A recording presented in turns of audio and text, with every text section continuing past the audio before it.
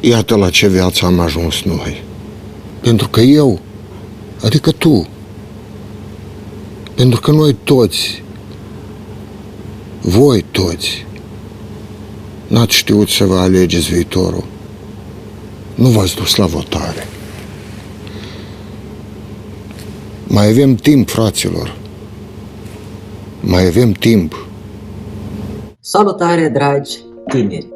Ați știut că în primul tur din alegerile prezidențiale au ieșit mai mult de 100.000 de tineri la vot. Cu toții avem prieteni care ne zic astfel: nu ies la vot de atâta că oricum nu se schimbă nimic în țară.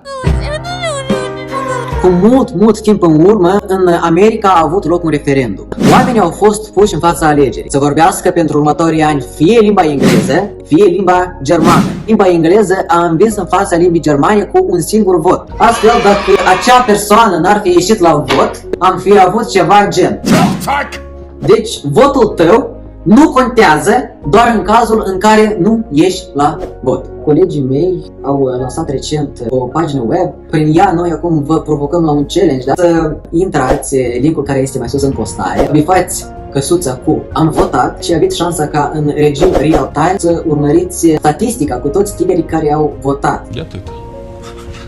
Eu am votat.